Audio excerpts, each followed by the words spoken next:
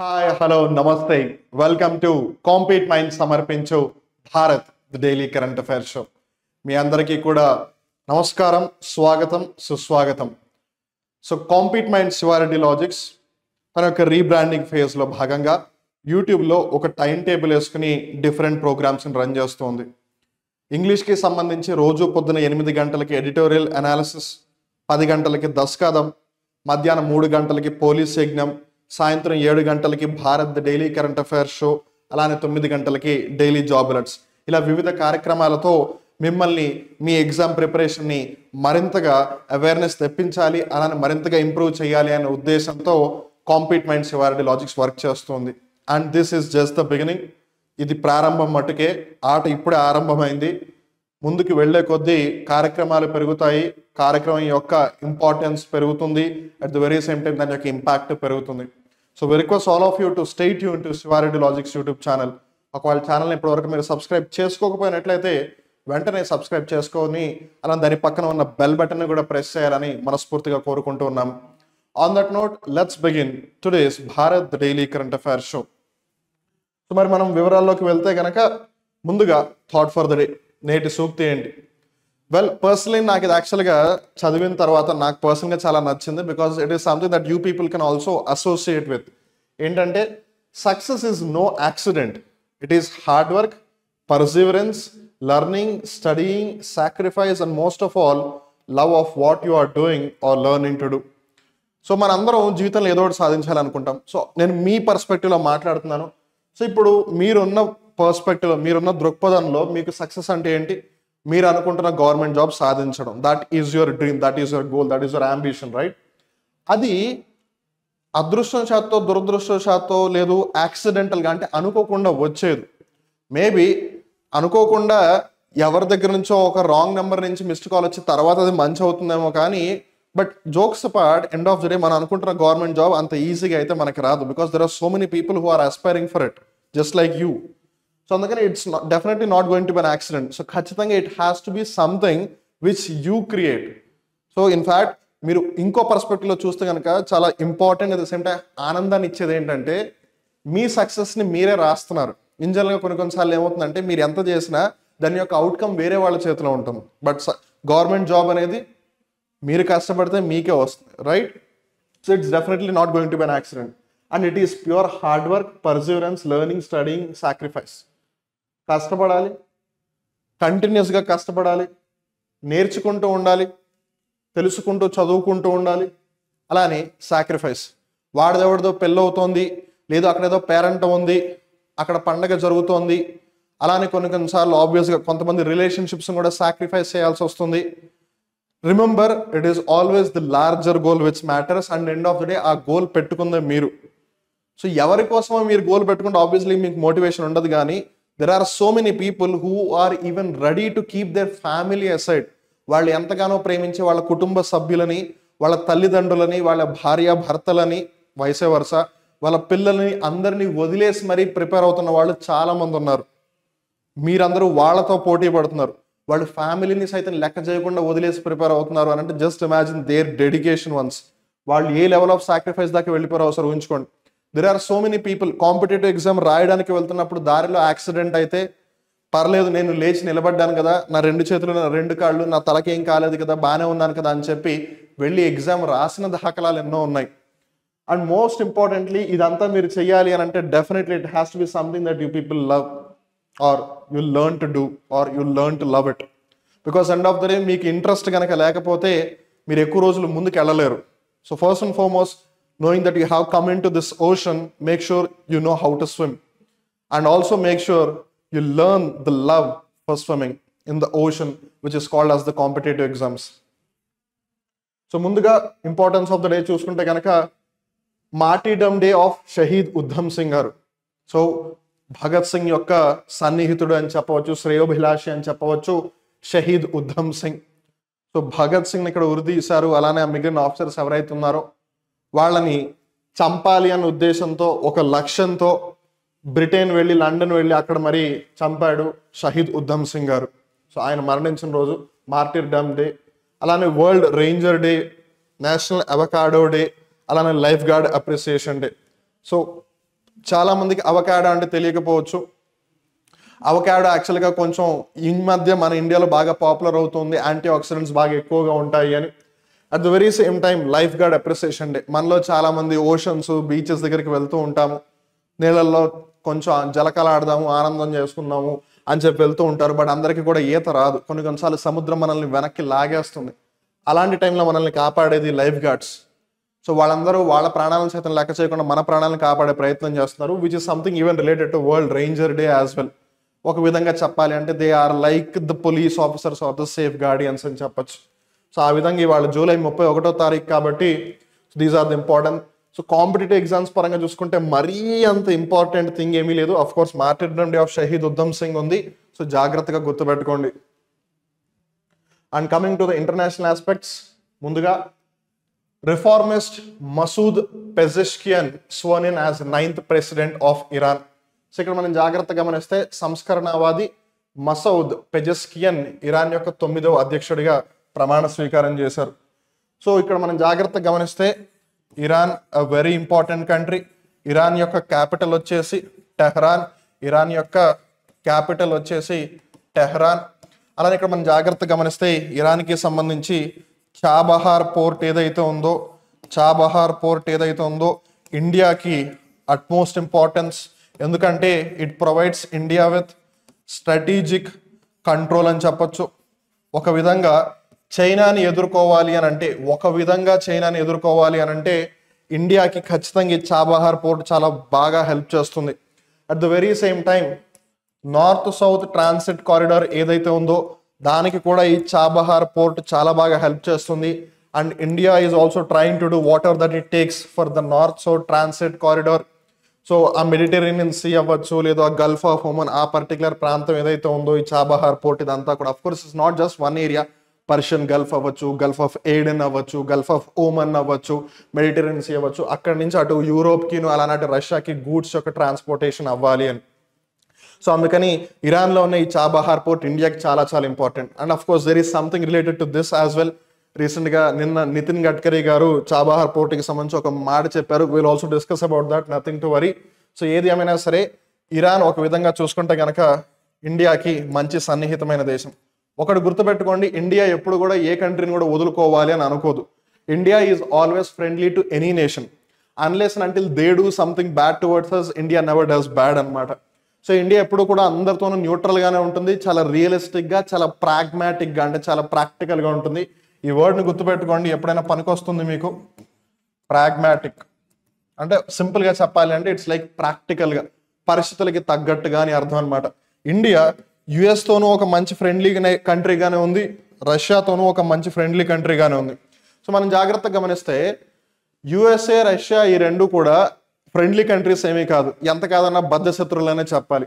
అలానే యుఎస్ఏకి చైనాకి కూడా పడదు, ఇండియాకి చైనాకి కూడా అంతగా పడకపోయినా స్టిల్ మనం జాగ్రత్తగా గమనిస్తే ఎక్స్పోర్ట్స్ పరంగా, ఇంపోర్ట్స్ పరంగా మనకి ట్రేడ్ డెఫిసిట్ ఏదైతే ఉందో అది మనకి చైనాతోనే చాలా ఎక్కువగా ఉంది. That clearly tells we are extremely dependent upon China. So మంచి సంబంధం లేకపోతే ఆబ్వియస్లీ వాళ్ళైతే ఇంపోర్ట్ చేయరు కదా, వాళ్ళు ఎక్స్పోర్ట్ చేయరు కదా, ఇండియా ఇంపోర్ట్ చేసుకోదు కదా. So that is the thing. So ఇప్పుడు ట్రేడ్ డెఫిసిట్ అనే మాట వచ్చింది కాబట్టి మనం డిస్కస్ చేద్దాం. ట్రేడ్ డెఫిసిట్ అంటే ఏమీ లేదు, it is basically the balance of the exports and the imports. Let's say for example ఒకవైపు ఇండియా ఉంది, ఇంకో వైపు చైనా ఉంది. రిమెంబర్, ఇది ఎకనామిక్స్ లో ఒక కాన్సెప్ట్ ట్రేడ్ డెఫిసిట్ అనేది. దీన్ని బ్యాలెన్స్ ఆఫ్ ట్రేడ్ అనే అంశంలో కూడా యూజ్ చేస్తారు. సో ఇక్కడ మనం జాగ్రత్తగా గమనిస్తే which among the following options exactly or correctly explains the term trade deficit లేదా బ్యాలెన్స్ ఆఫ్ ట్రేడ్ అని చెప్పచ్చు. Let's say for example India చైనాకి 100 రూపాయల విలువ ఉన్న ఏదో ఒక సరుకు ఎక్స్పోర్ట్ చేసింది అనుకుందాం. ఇండియా నుంచి 100 రూపాయల సరుకు చైనాకి వెళ్ళింది అని అనుకుందాం. చైనా తిరిగి ఇండియాకి 200 రూపాయలు విలువ చేసే సరుకుని పంపించింది అని అనుకుందాం. సో ఇప్పుడు ఇండియా పంపిస్తే అది చైనాకి ఇంపోర్ట్ అవుతుంది, ఇండియాకి ఎక్స్పోర్ట్ అవుతుంది. సో ఇండియా ఎగుమతి చేసింది, చైనా దిగుమతి చేసుకుంది, ఎంత 100 రూపాయలు విలువ చేసే సరుకు. ఇప్పుడు చైనా పంపించింది అంటే అది చైనాకి ఎక్స్పోర్ట్ ఎగుమతి అవుతుంది, ఇండియాకి దిగుమతి అవుతుంది ఇంపోర్ట్. సో చైనా పంపించినప్పుడు 200, ఇండియా పంపించినప్పుడు 100 రూపాయలు. సో డిఫరెన్స్ అంతా 100 రూపీస్. ఎవరి వద్ద అడ్వాంటేజ్ ఉంది? బికాస్ మనం పంపించింది 100 కానీ చైనా పంపించింది 200. సో 100 చైనా దగ్గర అడ్వాంటేజ్గా ఉంది కదా. సో మనం అప్పుడు 100 ట్రేడ్ డెఫిసిట్లో ఉన్నట్టు అవుతుంది చైనాతో. సో బ్యాలెన్స్ ఆఫ్ ట్రేడ్ అంటే మన వైపు నుంచి వెళ్తున్నవన్నీ వాళ్ళ వైపు నుంచి వస్తున్నవన్నీ అవి సమానంగా ఉంటే ఒక విధంగా మన ఇద్దరం కూడా బెటర్ పొజిషన్లో ఉంటాము అని. కానీ ఎప్పుడైతే ఒకళ్ళు బాగా పైకి ఇంకోళ్ళు బాగా కిందకి అయిపోతారో అప్పుడు ట్రేడ్ సర్ప్లస్ అలానే ట్రేడ్ డెఫిసిట్ అయిపోతుంది. సో ఇప్పుడు చైనా ఇండియాకి ఎక్కువగా పంపిస్తోంది కాబట్టి చైనాకి అది ట్రేడ్ సర్ప్లస్ అవుతుంది. ఇండియా చైనా నుంచి ఎక్కువగా తీసుకుంటోంది కాబట్టి ఇండియాకి అది ట్రేడ్ డెఫిసిట్ అవుతుంది. సంథింగ్ లైక్ ఇది కదా, ఇప్పుడు ఇద్దరు సమానంగా ఉన్నారు, ఒకళ్ళు పైకి ఒకళ్ళు కిందకు వచ్చేసారు. సో వీళ్ళు పైకి వెళ్ళారన్న వీళ్ళు కిందకు వచ్చారన్న అపోజిట్ వ్యూలో, బట్ రెండు సేమే కదా. అలా ఇలా ఉండాల్సింది. చైనాకి ట్రేడ్ సర్ప్లస్ వచ్చింది అంటే బై డిఫాల్ట్ ఇండియాకి ట్రేడ్ డెఫిసిట్ వచ్చినట్టే కదా. సో అదనమాట, అది బ్యాలెన్స్ ఆఫ్ ట్రేడ్ అనే ఆస్పెక్ట్లో ఒక సబ్ టాపిక్ లేదా సబ్ ఆస్పెక్ట్ అని చెప్పచ్చు. సో ఎనీవేస్, ఇరాన్ ఎందుకు మనకి ఇంపార్టెంట్ అంటే, ఒకటి ఓపీఈసీలో కూడా ఇరాన్ ఉంది, organization of petroleum exporting countries. Organization of petroleum exporting countries మనం రీసెంట్గా నిన్న మొన్న భారత్ డైలీ కరెంట్ అఫైర్స్ ఎపిసోడ్లో కూడా డిస్కస్ చేస్తున్నాము. అండ్ మళ్ళీ చెప్తున్నాను, ఈ భారత్కి సంబంధించిన డైలీ కరెంట్ అఫైర్స్ యొక్క పీడిఎఫ్ ఏదైతే ఉందో అది డైలీ శివారెడ్డి లాజిక్స్ యొక్క టెలిగ్రామ్ ఛానల్లో అప్లోడ్ చేస్తారు. సో మీరు లెట్స్ సే ఫర్ ఎగ్జాంపుల్ ఒకవేళ ఇది మిస్ అయిపోయినా సరే at least you can read the PDF over there. And ఇక్కడ మనం జాగ్రత్తగా గమనిస్తే ప్రతి అంశానికి సంబంధించిన స్టాటిక్ పార్ట్ కూడా మనం డిస్కస్ చేస్తాము. బికాస్ ఆఫ్ విచ్ మీరు కరెంట్ అఫైర్తో పాటు ఆ పీడిఎఫ్ చదివేటప్పుడు అక్కడికక్కడే మీకు రివిజన్ కూడా అయిపోతుంది, considering if the static part is the same for something which already happened bit earlier. అంటే లెట్స్ సే ఫర్ ఎగ్జాంపుల్ ఇక్కడ మనం జాగ్రత్తగా గమనిస్తే ఒకసారి ఇక్కడ ఏముంది, సార్క్లో ఏవైతే దేశాలు ఉన్నాయో ఆ సార్క్ దేశాల యొక్క ప్రధానమంత్రులు రాష్ట్రపతులు కదా, ఇది మనం అంతకుముందు కూడా చర్చించుకున్నాం కదా. సో అట్లా అనమాట. సో ఆ స్టాటిక్ పార్ట్ మీకు రివిజన్కి బాగా హెల్ప్ అవుతుంది అని. సో అందుకే కరెంట్ అఫైర్స్కి సంబంధించిన కాంటెక్స్ట్ మనం ఇన్ జనరల్గా వీడియోలో డిస్కస్ చేస్తున్నాము, దానికి సంబంధించిన స్టాటిక్ పార్ట్ని పీడిఎఫ్ రూపంలో అక్కడ పెట్టేస్తున్నాము. సో మీరు ఒక 10-15 రోజుల తర్వాత చూసుకున్నా మీకు కరెంట్ అఫైర్ వార్తల్లోకి ఎందుకు వచ్చింది, అలానే దానికి సంబంధించిన స్టాటిక్ ఇన్ఫర్మేషన్ రెండు కూడా తెలిసిపోతాయి అనమాట. సో ఒకటి organization of petroleum exporting countries, ఓపెక్లో కూడా ఇరాన్ ఉంది కాబట్టి సో ఒక విధంగా మనకి చాలా చాలా important. Because end of the day మనం జాగ్రత్తగా గమనిస్తే ఇండియా 85% ఆఫ్ ద ఆయిల్ అంతా కూడా ఇంపోర్ట్ చేసుకుంటుంది. సో చమురు ఏదైతే ఉందో 85% చమురు ఇండియా దిగుమతి చేసుకుంటుంది. సో ఇక్కడ మనం ఇందాక అనుకున్నాం ఇరాన్కి సంబంధించిన చాబహార్ పోర్ట్ చాలా చాలా ఇంపార్టెంట్ అని. అలానే ఇక్కడ మనం జాగ్రత్తగా గమనిస్తే ఇరాన్ రూపీస్లో కూడా పే చేయడానికి కొన్నిసార్లు అంగీకరిస్తూ ఉంటుందన్నమాట ఈ ఆయిల్కి సంబంధించి. సో ఏది ఏమైనా అక్కడ ప్రెసిడెంట్ మారారు కాబట్టి ఇప్పుడు ప్రెసిడెంట్ ఎవరు, మసూద్ పెజెస్కియన్. సో ఆబ్వియస్గా ప్రెసిడెంట్ మారారు కాబట్టి వాళ్ళ పాలసీస్ విధి విధానాలు కూడా మారే అవకాశం ఉంటుంది. అందుకని ఇండియా ఖచ్చితంగా గుర్తుపెట్టుకుని తీరాలి. సో ఇక్కడ మనం జాగ్రత్తగా గమనిస్తే మన నైబరింగ్ కంట్రీస్ మన గురించి ఎప్పుడు తెలిసి ఉండాలి. Because end of the day మన చుట్టుపక్కల ఏం జరుగుతుందో తెలుసుకుంటే మనం చాలా మంచి పొజిషన్లో ఉంటాం. సో అందుకని ఏ కంట్రీ యొక్క ప్రెసిడెంట్ ప్రైమ్ మినిస్టర్ మారినా మీరు ఫస్ట్ అండ్ ఫార్మోస్ట్ గుర్తుపెట్టుకోవాల్సింది మన చుట్టుపక్కల ఉన్న దేశాల పరిస్థితి ఏమిటి అని. సో ఏది ఏమైనా ఆఫ్ఘనిస్తాన్ యొక్క ప్రైమ్ మినిస్టర్ హసన్ అఖండ్, అలానే బంగ్లాదేశ్కి సంబంధించి షేక్ హసీనా గారు, అలానే మహమ్మద్ షహబుద్దీన్, భూటాన్కి సంబంధించి షేరింగ్ తాబ్గే గారు, ఇండియాకి సంబంధించి ప్రధానమంత్రిగా నరేంద్ర మోదీ గారు, అలానే రాష్ట్రపతిగా ద్రౌపది ముర్ము గారు, అలానే మాల్దీవ్స్కి సంబంధించి ప్రెసిడెంట్గా మహమ్మద్ ముయిజు గారు. ఇన్ఫాక్ట్ ఇటీవల మనం వార్తల్లో చూసాము మహమ్మద్ ముయిజు గారు ఇండియాకి చైనాకి థ్యాంక్ యూ అని చెప్తూ ఉన్నారు. ఎందుకు ఇండియాకి చైనాకి థ్యాంక్ యూ అని చెప్పారు అంటే వీళ్ళ దేశం ఎక్కువగా డెవలప్ అవడానికి one of the major reason is tourism and second వచ్చేసి ఇన్వెస్ట్మెంట్స్.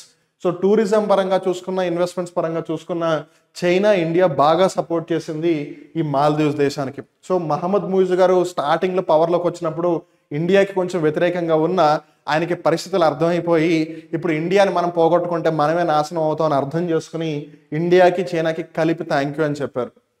అలానే నేపాల్లో రీసెంట్గా గవర్నమెంట్ స్టెబిలిటీ కోల్పోయి ప్రచండ గారు కాన్ఫిడెన్స్ కోల్పోయి అంటే విశ్వాసం కోల్పోయి కేపీ శర్మ ఓలీ గారు మళ్ళీ కొత్త ప్రధానమంత్రిగా బాధ్యతలు స్వీకరించడం జరిగింది.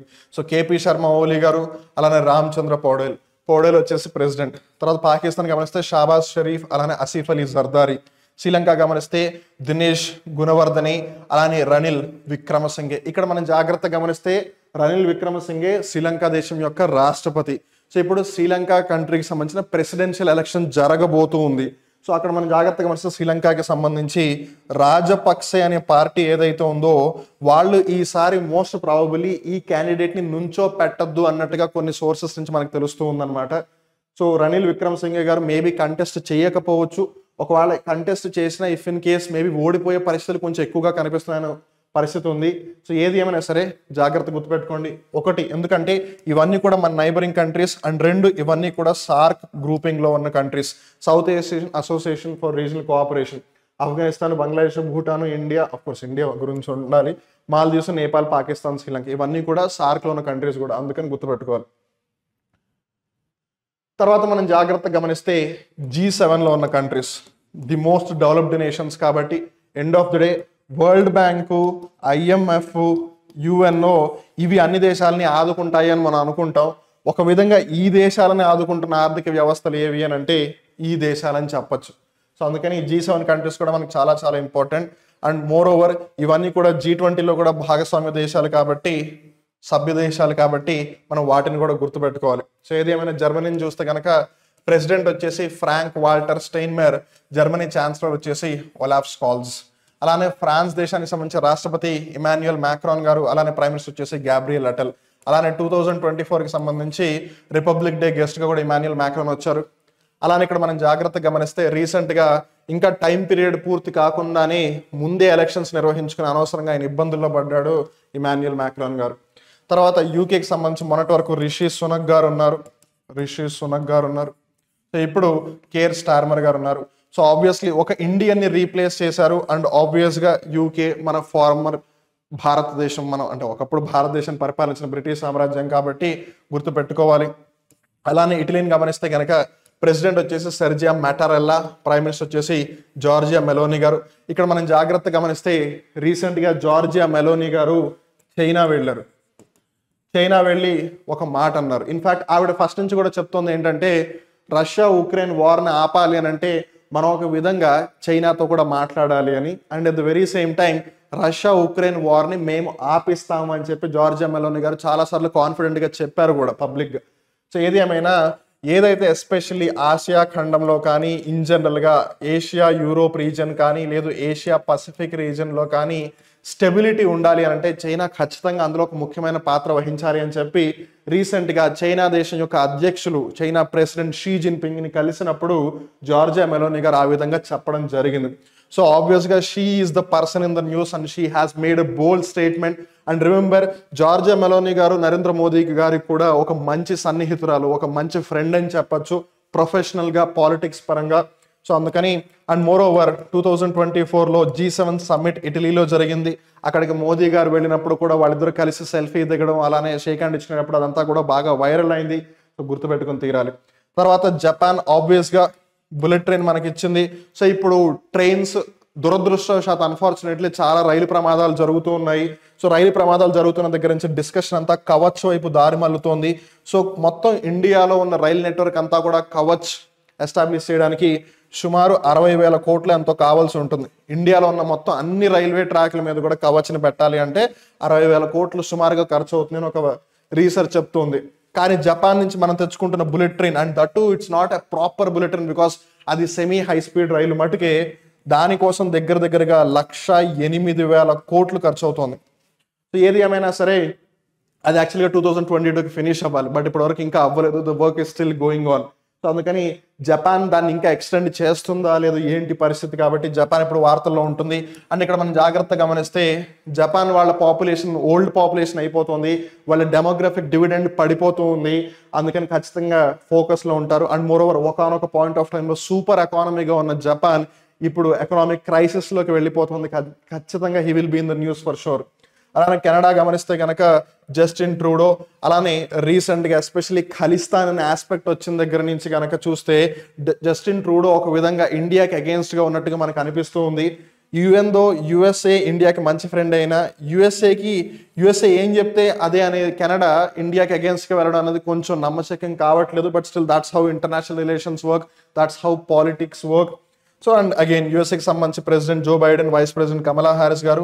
అండ్ ఇప్పుడు ఆబ్వియస్గా మనం జాగ్రత్తగా గమనిస్తే డెమోక్రాట్స్కి సంబంధించి కమలా హారిస్ గారు has been nominated as the president.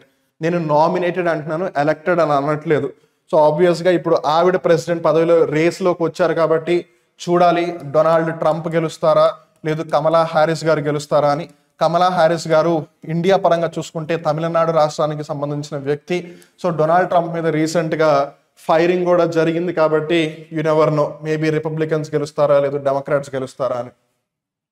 So ఏది ఏమైనా ఒక విధంగా this is the international current affair and this is the static part related to it. And ఆబ్వియస్గా కేవలం ఇవేనా తెలుసుకోవాల్సినవి అంటే ఇవని కాదు, ఈవెన్ రీసెంట్గా వెనిజువేలాలో కూడా ఎలక్షన్స్ జరిగాయి.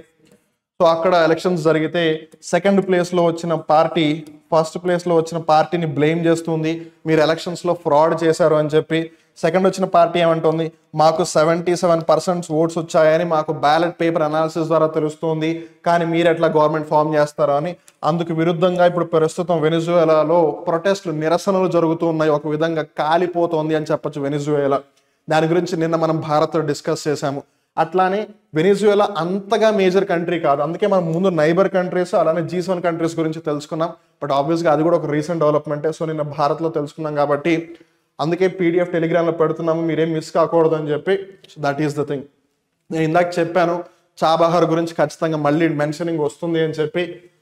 సో రెండోది వచ్చేసి in Iran Gadkari emphasises the importance of Chabahar port. ఇరాన్లో గడ్కరీ గారు చాబహార్ ఓడర్ ప్రాముఖ్యతను మరొకసారి నొక్కి చెప్పారు, లేదు బల్లగుద్ది చెప్పారు అని చెప్పొచ్చు. సో ఇక్కడ మనం జాగ్రత్తగా గమనిస్తే మీలో చాలా మందికి మేబీ ఇంటర్నేషనల్ రిలేషన్స్ అనేది అంత పెద్దగా అనిపించకపోవచ్చు. But the point is international relations actually plays a very crucial part.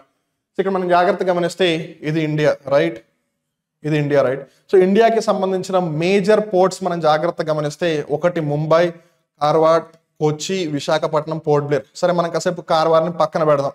So ఒకటి అటు కంప్లీట్ వెస్ట్ వైపు ముంబై ఉంది, ఇక్కడ సౌత్ వెస్ట్కి సంబంధించి కొచ్చి ఉంది, ఈస్ట్ వైపు విశాఖపట్నం ఉంది, అండ్ ఇక్కడ ఒక స్ట్రాటజిక్ లొకేషన్లో పోర్ట్ బ్లేర్ ఉంది. సో ఏది ఏమైనా అవి ఇండియాకి సంబంధించిన పోర్ట్లు. కానీ ఇక్కడ మీరు జాగ్రత్తగా గమనిస్తే, అండ్ రిమెంబర్ ఈ పిక్చర్ మనం ఎక్కడి నుంచి తీసుకున్నాము అని అంటే ఇంటర్నేషనల్ మెరిటైమ్ బ్యూరో అనమాట. సో ఈ పిక్చర్ వాళ్ళు తీసింది, మనం తీసుకొచ్చింది కాదు, వాళ్ళ వెబ్సైట్లోంచి మనం తీసుకున్నాం. సో కాపీరైట్ అంతా కూడా వాళ్ళది. సో ఇక్కడ మనం జాగ్రత్తగా గమనిస్తే ఇక్కడ 3 డిఫరెంట్ ఫ్లాగ్స్ ఉన్నాయి కదా. సో ఇప్పుడు ఇండియా ఫ్లాగ్లు కనిపిస్తాయి మీకు అక్కడక్కడ. అలానే రెడ్ కలర్లో ఏదైతే ఉందో అది చైనా ఫ్లాగ్, కొంచెం బ్లూ పింకిష్ కలర్లో ఏదైతే ఉందో అది అమెరికా ఫ్లాగ్ అనమాట. సో ఇక్కడ మనం జాగ్రత్తగా గమనిస్తే నేను ఇందాక చెప్పాను చాబహార్ పోర్ట్ అనేది ఇండియాకి చాలా చాలా ఇంపార్టెంట్, చైనాని అరికట్టాలి అని అంటే మనకు అది చాలా చాలా ఇంపార్టెంట్ అని. సో ఇక్కడ మనం జాగ్రత్తగా గమనిస్తే ఇది పాకిస్తాను, ఇక్కడ ఇది ఆఫ్ఘనిస్తాను, ఇక్కడ ఇరాన్ అవన్నీ ఉంటాయన్నమాట. సో ఇక్కడ సమ్వేర్ ఈ పర్టికులర్ ప్లేస్లో మనకి ఆ చాబహార్ పోర్ట్ అనేది ఉంటుంది. గుర్తుపెట్టుకోండి, ఇరాన్లోనే కదా ఉంది చాబహార్ పోర్ట్. సో ఈ పర్టికులర్ ప్లేస్లో చాబహార్ పోర్ట్ ఉంటుంది. ఎందుకు మనకు అది చాలా చాలా ఇంపార్టెంట్ అంటే, ఒకటి ఇందాక మనం అనుకున్నట్టుగా north south transit corridor. But second major aspect ఏంటిది, చైనాని అరికట్టడం. సో చైనా ఏం చేస్తుందంటే అగ్రెసివ్గా ప్రపంచంలో ఉన్న అన్ని ప్లేసెస్లోనూ కూడా తన యొక్క స్పియర్ ఆఫ్ ఇన్ఫ్లుయెన్స్ని కంటిన్యూ చేసుకుంటూ వెళ్తుంది. స్పియర్ ఆఫ్ ఇన్ఫ్లుయెన్స్, దీని గురించి కూడా మనం మొన్న భారత్ డైలీ కరెంట్ అఫైర్ షోలో డిస్కస్ చేశాము. స్పియర్ ఆఫ్ ఇన్ఫ్లుయెన్స్ అంటే లెట్స్ సే ఫర్ ఎగ్జాంపుల్ ఇప్పుడు ఇక్కడ మనం జాగ్రత్తగా గమనిస్తే మెడగాస్కర్లో ఇండియా తన యొక్క నేవల్ బేస్ని ఎస్టాబ్లిష్ చేసింది. సో దానివల్ల మనకి ఇప్పుడు ఏమర్థం అవుతుంది, మెడగాస్కర్కి ఏదో ఒక విధంగా ఇండియా ఖచ్చితంగా హెల్ప్ చేస్తుంది కాబట్టి మెడగాస్కర్లో వాళ్ళ యొక్క నేవల్ బేస్ని వాళ్ళు ఎస్టాబ్లిష్ చేయించగలిగారు. ఇండియా తన యొక్క నేవల్ బేస్ని మెడగాస్కర్ దగ్గర పెట్టగలిగింది. Same with Mauritius as well. ఇక్కడ కూడా చూడండి, మొరీషియస్ దగ్గర ఇండియా నేవీ ఉంటుంది అంటే దాని అర్థం ఏంటిది, ఒక విధంగా ఇండియాకి మొరీషియస్ హెల్ప్ చేస్తుంది. సో ఇండియా ఏం చెప్తే మారిషస్ దానికి ఎస్ అంటుంది మోస్ట్ ప్రాబబుల్లీ. సో అప్పుడేంటి, ఇక్కడ ఏదైనా రేపు ప్రాబ్లం వచ్చినా సరే ఇండియా చెప్పింది జరుగుతుంది, ఇక్కడ ఆ రెండు దేశాలు హెల్ప్ చేస్తాయి. సో అప్పుడు ఇండియా ఈవెన్ దో జాగ్రఫికల్గా భౌగోళికంగా ఇక్కడే ఉన్న వాళ్ళ యొక్క పవర్ ఇక్కడికి రీచ్ అవ్వగలుగుతుందా. సో దాన్ని స్పియర్ ఆఫ్ ఇన్ఫ్లుయెన్స్ అంట అనమాట. This is something like let's say మీరు హైదరాబాద్లో ఉన్నారు అని అనుకుందాం, మీకు ఢిల్లీలో ఉన్నారు అని అనుకుందాం, ఇంకొంతమంది స్నేహితులు హైదరాబాద్లోనే ఉన్నారు అనుకుందాం. సో మీ హైదరాబాద్లో ఉన్న ఫ్రెండ్స్లో కొంతమంది ఢిల్లీ వెళ్తున్నారు. సో మీరు ఏం చేశారు, అరే మీరు కంగారు పడకండి, ఢిల్లీలో నాకు తెలిసిన ఫ్రెండ్స్ ఉన్నారు, నేను వాళ్ళని రిక్వెస్ట్ చేస్తాను, మీరు వెళ్ళి వాళ్ళ దగ్గరే వాళ్ళ ప్లేస్లో ఉండొచ్చు అని చెప్పారనుకోండి. మీరు ఢిల్లీ వెళ్ళట్లేదు, హైదరాబాద్ నుంచి మీరు వాళ్ళతో పాటు ట్రావెల్ చేయట్లేదు, కానీ మీరు హైదరాబాద్ నుండి ఢిల్లీకి కాల్ చేసి మిత్రులారా, నా హైదరాబాద్లో ఉన్న మిత్రులు కొంతమంది ఢిల్లీ వస్తున్నారు అని అంటే ఖచ్చితంగా అరే ప్రాబ్లం ఏం లేదురా వాళ్ళని రమ్మని చెప్తారు కదా. సో ఫిజికల్గా మీరు ఉన్నది హైదరాబాద్లో, కానీ మీ ఇన్ఫ్లుయెన్స్ ఢిల్లీలో కూడా ఉంది. సో దాన్ని అలా స్పియర్ ఆఫ్ ఇన్ఫ్లుయెన్స్ అంటారు అనమాట. సో ఆ స్పియర్ ఆఫ్ ఇన్ఫ్లుయెన్స్ని పెంచుకోవడం కోసం కంట్రీస్ వాళ్ళ నేవల్ బేసెస్ని ఎస్టాబ్లిష్ చేస్తాయి. సో ఇక మీరు జాగ్రత్తగా గమనిస్తే చైనానేమో స్ట్రింగ్ ఆఫ్ పర్ల్స్ అనే సిద్ధాంతాన్ని యూజ్ చేస్తుంది. సో ఇక్కడ మీరు జాగ్రత్తగా గమనిస్తే ఎగ్జామ్స్లో స్ట్రింగ్ ఆఫ్ పర్ల్స్ ఏ దేశం ఉపయోగిస్తున్న ఒక విధానం అని అడగవచ్చు. సో స్ట్రింగ్ ఆఫ్ పర్ల్స్ బేసిక్గా చైనా ఉపయోగిస్తుంది. అదేంటంటే ఇది చైనా కదా, సో ఇక్కడ సాన్యా ఉంది, తర్వాత ఇక్కడ బంగ్లాదేశ్లో చిట్టగాంగు, అలానే మయన్మార్లో సిత్వో, అలానే శ్రీలంక దగ్గర హంబన్ తోట, పాకిస్తాన్లో గ్వాలియర్, ఇక్కడ జిబోతి దగ్గర. సో ఇక్కడ మీరు రెడ్ కలర్లు ఏవేవైతే ఉన్నాయో అవన్నీ కూడా చైనాకి సంబంధించిన నేవల్ బేసెస్.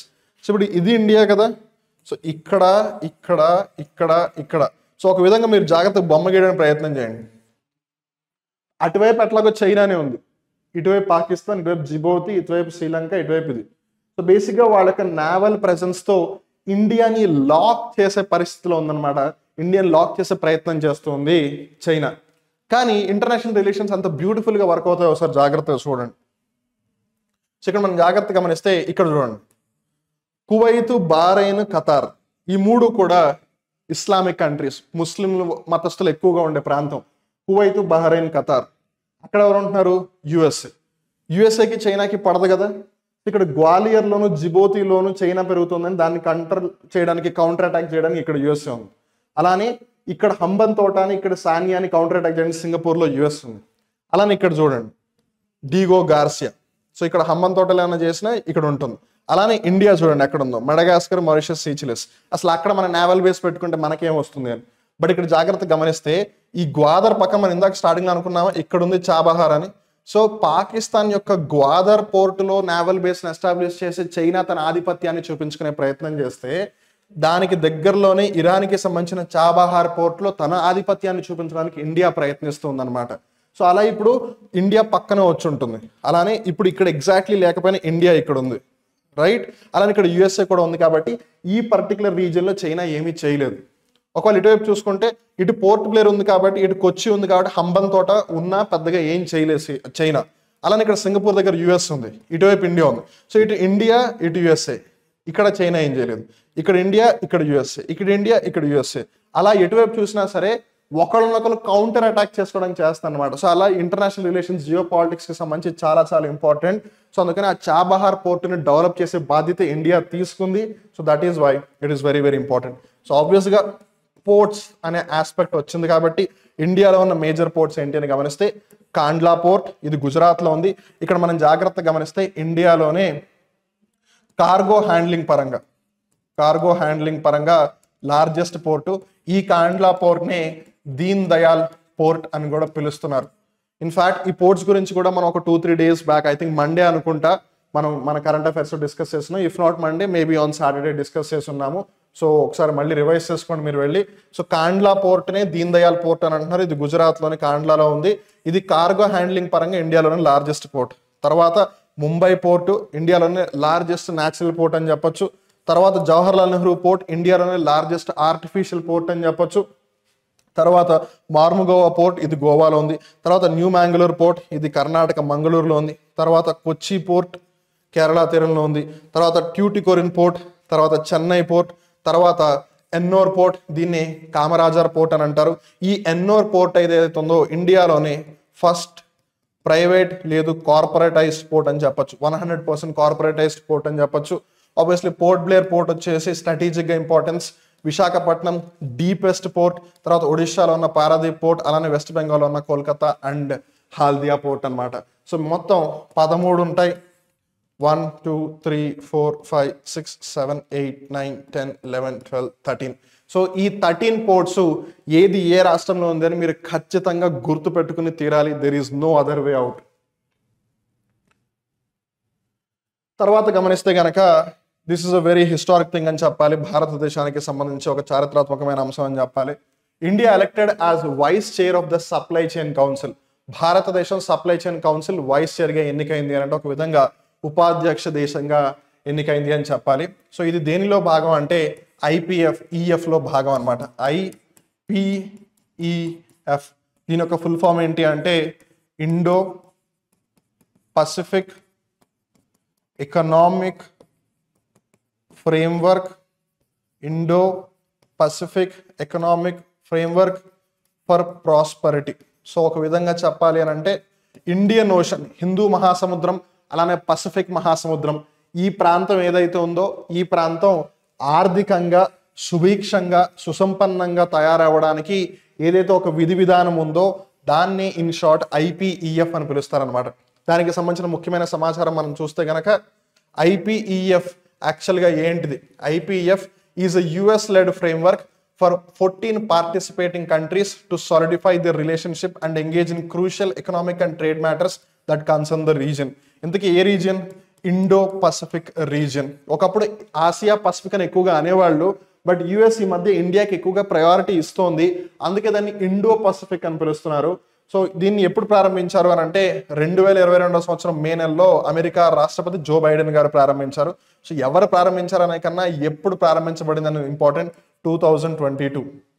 తర్వాత ఫౌండింగ్ మెంబర్స్ అంటే స్థాపక సభ్య దేశాలు ఏవి అని గమనిస్తే America, India, Australia, Brunei, Fiji, Indonesia, Japan, దక్షిణ Korea, Malaysia, New Zealand, Philippines, Singapore, Thailand, Vietnam. So ఇక్కడ మీరు జాగ్రత్తగా గమనిస్తే అక్కడ చైనా లేదు, గెటింగ్ ద పాయింట్. అలానే నార్త్ కొరియా లేదు. సో ఎందుకంటే యుఎస్ఏకి చైనాను పడదు, నార్త్ కొరియాను పడదు. అలానే మీరు జాగ్రత్తగా గమనిస్తే రష్యా కూడా లేదు. వాళ్ళు జపాన్ దాకా వెళ్ళారు, సౌత్ కొరియా దాకా వెళ్ళారు, కానీ వాళ్ళని రష్యాని తీసుకోవాలి. వాళ్ళు Philippines, Thailand, Vietnam, Japan, south Korea అన్నిటిని తీసుకున్నారు, కానీ చైనా దగ్గరికి వెళ్ళాల. వాళ్ళు ఇండో పసిఫిక్ రీజియన్ అని చెప్పిన ఇండో పసిఫిక్ రీజియన్కి సంబంధించిన 2 ముఖ్యమైన ఆర్థిక వ్యవస్థలు రష్యాని, చైనాని వదిలేశారు. వై? బికాస్ లాంచ్ చేసింది ఎవరు? యుఎస్ఏ. నేను ఇందాక అన్నాను యుఎస్ఏ ఇండియాకి చాలా ప్రయారిటీ ఇస్తుంది అని. So that is the point అనమాట. సో ఇండియా జియో పొలిటికల్గా ఎదుగుతోంది, గ్రో అవుతుంది అనడానికి one of the best proof అనమాట ఇది. And we need to really appreciate especially prime minister Narendra Modi గారు, because he is actively participating in international relations. And ఇక్కడ మనం జాగ్రత్తగా వస్తే నేను పర్సనల్గా ఏ పొలిటికల్ పార్టీతో అలైన్ అసోసియేట్ అవ్వట్లేదు, because end of the day he is our prime minister. మనకి ఇష్టం ఉన్నా లేకపోయినా ఆయనే మన భారతదేశానికి ప్రధానమంత్రి, రైట్? అండ్ మనం వేరే దేశానికి వెళ్ళినప్పుడు ఆయన బీజేపీ కాంగ్రెస్ అన్నది పాయింట్ కాదు, he is our prime minister. So ఆయన ఏదైతే యాక్టివిటీస్ చేపట్టారో వరల్డ్ వైడ్గా దానికి సంబంధించి నిజంగా మనం ఆయన్ని మెచ్చుకొని తీరాలి. సెల్యూట్ టు నరేంద్ర మోదీ గారు for being so proactive especially in international relations. ఇది ఎందుకు అంత ఇంపార్టెంట్ అంటే IPF member represent 40% of the global GDP and 28% of the world trade. ప్రపంచవ్యాప్తంగా ఏదైతే వాణిజ్యం జరుగుతుందో అందులో 28%, అలా ప్రపంచవ్యాప్తంగా ఏదైతే జీడిపి ఉందో అందులో 40% కేవలం ఈ దేశాల నుంచి వెళ్తుంది. జస్ట్ ఇమాజిన్ ఒకవేళ దీంట్లో చైనా అలానే రష్యా కూడా ఉండుంటే ఏమై ఉండేది అని. Obvious things would have been much better. But ఆబ్వియస్గా యూఎస్ఏకి, రష్యాకి, అలానే యూఎస్ఏకి, చైనాకి పడదు కాబట్టి ఆ 2 దేశాలు లేవు. సో ఏది ఏమైనా that is the thing. So ఇప్పుడు ఇండియా దీనికి వైస్ చైర్ అయింది. I mean it's like the second most important country after US in this particular thing. అందుకే మనం గుర్తుపెట్టుకోవాలి. ఒకవేళ మీరు దీనికి సంబంధించిన పూర్తి సమాచారం ఎవ్రీ లైన్ ఎవ్రీ వర్డ్ చూడాలి అని అనుకుంటే కనుక మీరు పిఐబికి వెళ్ళి చూడొచ్చు, ప్రెస్ ఇన్ఫర్మేషన్ బ్యూరో. తర్వాత జాతీయ అంశాలు గమనిస్తే కనుక 572 millimeters of rainfall in just 48 hours. Battering that Wayanad did not anticipate. చాలా చాలా చాలా దురదృష్టకరం నిజంగా.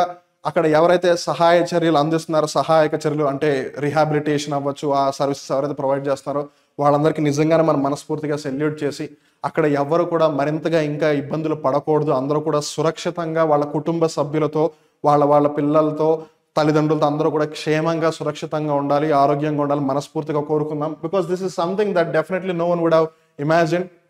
బట్ ఇక్కడ మనం జాగ్రత్తగా గమనిస్తే మాధవ్ గాడ్గిల్ గారు ఒక విధంగా ముందే సూచించారు. సో ఈ వెస్టర్న్ ఘాట్స్ రీజన్ ఏదైతే ఉందో, పశ్చిమ కనుమల ప్రాంతం ఏదైతే ఉందో వెస్టర్న్ ఘాట్స్, ఒకవైపు ఈస్టర్న్ ఘాట్స్ ఉంది, ఇంకోవైపు వెస్టర్న్ ఘాట్స్ ఉంది. అది పశ్చిమ తీరం వైపు ఉంది కాబట్టి దాన్ని పశ్చిమ కనుమలు అని అంటున్నారు, తెలుసు కదా. సో ఇండియా ఇలా ఉంది అని అనుకుంటే ఇది ఈస్టర్న్ ఘాట్స్ తూర్పు కనుమలు, ఇది వెస్టర్న్ ఘాట్స్ పశ్చిమ కనుమలు. సో ఈ పశ్చిమ కనుమల వైపే కదా కేరళ రాష్ట్రం ఇలా ఉండేది, వయనాడు సమ్వేర్ ఇక్కడ ఉంటుంది. సో ఆ వెస్టర్న్ ఘాట్స్ కొంచెం ఈకో సెన్సిటివ్ ఏరియా అనమాట, అంటే పర్యావరణం పరంగా కొంచెం సున్నితమైన ప్రాంతం. అక్కడ మనం డెవలప్మెంట్ ఎక్కువగా చెయ్యకూడదు, వయనాడు ఈ వెస్టర్న్ ఘాట్స్ ఏరియాలో ఎక్కువ డెవలప్మెంట్ చెయ్యకండి అని చెప్పి మాధవ్ గాడ్గిల్ గారి యొక్క కమిటీ రికమెండేషన్స్ ఆల్రెడీ ఇచ్చింది, ఎప్పటి నుంచో ఇస్తూనే ఉంది. కానీ ఏం జరుగుతోంది, ఈ వయనాడు దేనికి బాగా పాపులర్? Tea plantations.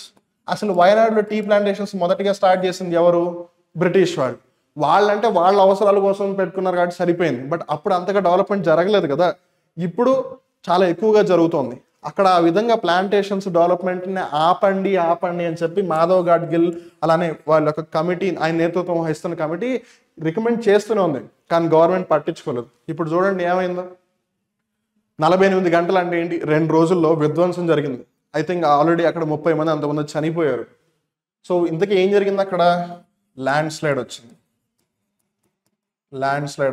సో ఈ మధ్య కర్ణాటకలో కూడా ల్యాండ్ స్లైడ్ జరిగింది, ఇప్పుడు కేరళలో భారీ ల్యాండ్ స్లైడ్ అంటే ఏం లేదు, నేల ఇలా జారిపోవడం అనమాట. ఫర్ ఎగ్జాంపుల్ ఇది ఒక కొండ అనుకుందాం, ఈ పార్ట్ ఇలా జారిపోయి స్లిప్ అయిపోయి కిందకు వచ్చేస్తుంది. సో అట్లా స్లిప్ అవడం వల్ల ఏమవుతుంది, ఏవైతే హౌసెస్ అవన్నీ ఉన్నాయో అవన్నీ మట్టిలో కూరుకుపోతాయి అనమాట. అట్లా చాలా మంది ప్రాణాలు కోల్పోయారు దురదృష్టవశాత్తు.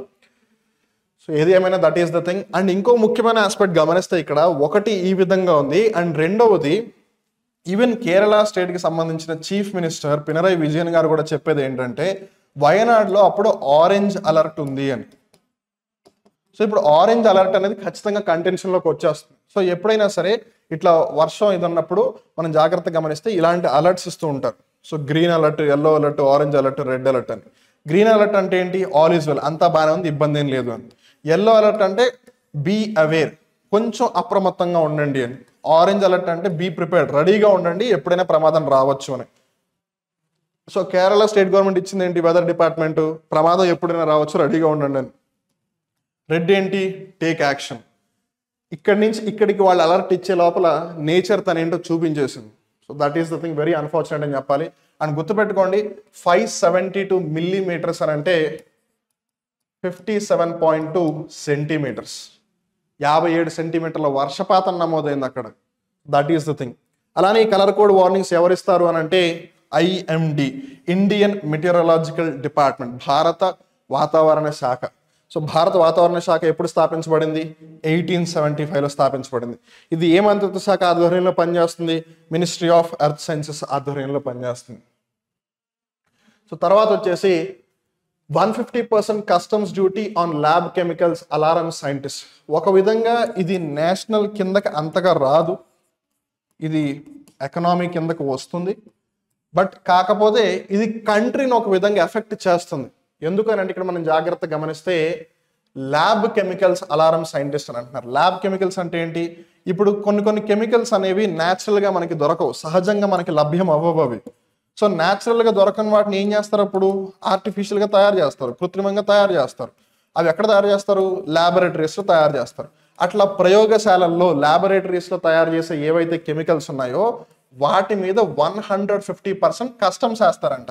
ఇప్పుడు కస్టమ్స్ అంటే ఏంటి, చాలా మంది కస్టమ్స్ డ్యూటీ లేదు కస్టమ్స్ ట్యాక్స్ అంటే ఏంటి అని కన్ఫ్యూజ్ అవుతుంటారు. గుర్తుపెట్టుకోండి, ఎస్ఎస్సి, సిజిఎల్స్, హెచ్ఎస్ఎల్ ఇలాంటి పరీక్షల్లో which among the following determines customs tax అని కూడా అడగవచ్చు. కస్టమ్స్ ట్యాక్స్ అంటే ఏంటి అని కూడా అడగవచ్చు. సింపుల్గా చెప్పాలంటే కస్టమ్స్ డ్యూటీ లేదా కస్టమ్స్ ట్యాక్స్ అంటే ఏం లేదు, ఎక్స్పోర్ట్స్ అలానే ఇంపోర్ట్స్ వీటి మీద వేసే ట్యాక్స్ ఏదైతే ఉంటుందో దాన్ని కస్టమ్స్ ట్యాక్స్ లేదా కస్టమ్స్ డ్యూటీ అని అంటారు. ఎక్స్పోర్ట్స్ అంటే ఏంటి, ఎగుమతులు. ఇంపోర్ట్స్ అంటే ఏంటి, దిగుమతులు.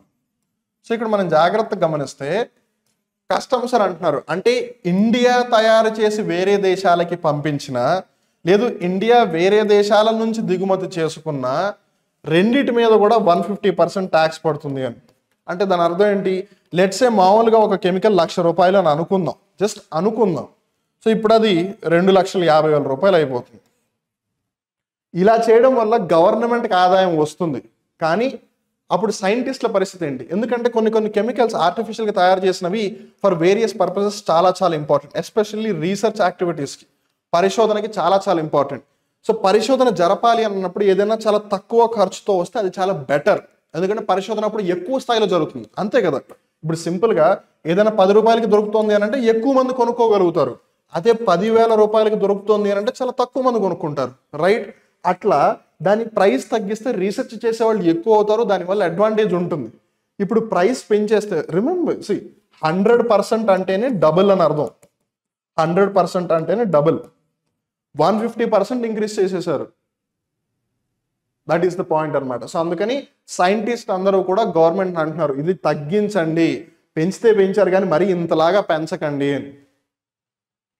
సో ఆబ్వియస్లీ మీరు అనొచ్చు దానికి ఇంటర్నేషనల్ రిలేషన్స్కి ఏంటి సంబంధం అని. సో ఇక్కడ జాగ్రత్తగా గమనిస్తే వేసే ట్యాక్స్ ఏంటిది? కస్టమ్స్.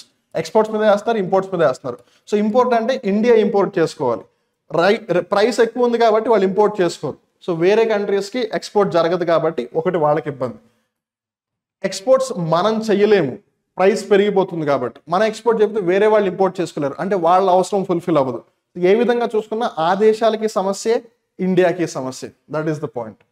కానీ గవర్నమెంట్ చెప్పేది ఏంటంటే ఒక విధంగా ఇలా చేయడం వల్ల డొమెస్టిక్ మ్యానుఫ్యాక్చరింగ్ అనేది ఇంకా ఎక్కువగా పెరుగుతుంది. బికాస్ ఎండ్ ఆఫ్ ద ఇది తగ్గిపోతుంది కదా, ఇది పెరిగితే పెరిగింది, బట్ అట్లీస్ట్ ఇది తగ్గిపోతుంది కదా. దిగుమతులు చేసుకోరు కదా, ఎప్పుడు ఎక్కువ కట్టాల్సి వస్తుంది కదా, అందుకని. తర్వాత గమనిస్తే centre must respond on Pangong lake issue అని కాంగ్రెస్ రిక్వెస్ట్ చేస్తుంది గవర్నమెంట్. కాంగ్రెస్ పార్టీ అంటోంది పాంగాంగ్ సరస్సు సమస్యపై కేంద్రం స్పందించాలి అని. ఎందుకు స్పందించాలి అని అంట? Because there is something happening over there, which is ఈ పాన్గాంగ్ లేక్ ఎక్కడుంది? లద్దాఖ్లో ఉంది. సో పాన్గాంగ్ లేక్కి సంబంధించి డిఫరెంట్ డైరెక్షన్స్ నుంచి చైనా బ్రిడ్జిలు కట్టుకుంటూ వచ్చేస్తుందంట అక్కడికి. సో చైనా ఎస్పెషల్లీ ఇండియాని దృష్టిలో పెట్టుకుంటే చాలా అగ్రెసివ్గా కన్సిడర్ చేస్తుంది చైనా ఇండియాని. సో ఇండియా ఎదగడం చైనాకి ఇష్టం లేదు, ఆబ్వియస్గా, అంతే కదా. ఎండ్ ఆఫ్ ది డే మనం ఎంత ఇష్టపడినా, ఎవరు మన ప్రేమికులు వాట్ ఎవర్ ఏదైనా సరే, ఒక కాంపిటీషన్లో ఒక పర్ఫార్మెన్స్ ఆస్పెక్ట్ వచ్చినప్పుడు మనకన్నా ఎవరైనా ముందుకు వెళ్ళిపోతున్నారు అని అంటే మనం ఎవరిని వెళ్ళలేము, because it's human nature. So చైనాకి ఇండియా డెవలప్ అవడం ఇష్టం లేదు. సో అందుకని ఏ విధంగా ప్రాబ్లం క్రియేట్ చేయగలిగితే ఆ విధంగా ప్రాబ్లం క్రియేట్ చేయడానికి చైనా ముందు ఉంటుంది. సో అందుకని చైనా అగ్రెసివ్గా ఏం చేస్తుంది? మిలిటరీ అవ్వచ్చు, ఎకానమీ అవ్వచ్చు, డిప్లొమసీ అవ్వచ్చు, అన్ని విధాలుగా కూడా ఇండియాని దెబ్బతీసే ప్రయత్నం చేస్తుంది. సో అందులో ఒక భాగం ఏంటంటే మిలిటరీ లేదా డిఫెన్స్ స్ట్రాటజీస్. సో బ్రిడ్జిని తీసుకొచ్చి ఇప్పుడు లదాఖ్ పాన్గాంగ్ లేక్ని కనెక్ట్ చేసేసింది. ఇన్ఫ్యాక్ట్ అక్కడ ఒక విలేజ్ని ఎస్టాబ్లిష్ చేసింది. దానివల్ల ఏమవుతుంది? చైనా వాళ్ళు ఇండియా బార్డర్ పక్కనే ఉంటారు. సో అప్పుడు ఆబ్వియస్గా మనకి సమస్య పక్కనే ఉన్నట్టు అవుతుందిగా, పక్కలో బల్లెన్ లాగా. మన పక్కన ఏదైనా సమస్య ఉంటే మనకి ఎంత ఇబ్బందిగా ఉంటుంది. So that is what's going to happen. So అందుకని దీని మీద మీరు తొందరగా రెస్పాండ్ అవ్వండి అని. ఇక్కడ మనం జాగ్రత్తగా గమనిస్తే ఇట్లా ఈ బార్డర్ దగ్గరకు వచ్చి ఎందుకు ఈ విధంగా చేస్తోంది అని అంటే బేసిక్గా చైనా సలామీ స్లైసింగ్ అనే విధానం అనమాట. దీన్ని యాక్చువల్గా మనం జాగ్రత్తగా గమనిస్తే లేట్ జనరల్ బిపిన్ రావత్ గారు ఈ మాట అన్నారు. లేట్ జనరల్ బిపిన్ రావత్ గారు అన్ఫార్చునేట్లీ ఒక హెలికాప్టర్ క్రాష్లో ఆయన మృతి చెందారు. He was the first chief of defence staff. So first chief, ఇప్పుడు ప్రస్తుతం అనిల్ చౌహాన్ గారు ఉన్నారు చీఫ్ ఆఫ్ డిఫెన్స్ స్టాఫ్ గా. First chief of defence staff late general Bipin Rawat గారు. ఆయన ఈ మాట అన్నారు, సలామీ స్లైసింగ్ అని చెప్పి. చైనా ఆ విధానాన్ని యూజ్ చేస్తుంది. అంటే మెల్లిమెల్లిగా ముందుకు వచ్చేసి ఎవరు పట్టించుకోవట్లేదని, తర్వాత వచ్చేసి ఇది నాది అని చెప్పే విధానం అనమాట అది. సో అట్లా బార్డర్ దగ్గరికి ఇప్పుడు చైనా వచ్చి కూర్చుని దాని మీద ప్రతిస్పందించండి అని. సో ఇప్పుడు వార్తల్లో ఉన్నది ఏంటిది? ప్లేస్ ఇన్ న్యూస్, పాన్గాంగ్ లేక్ కదా.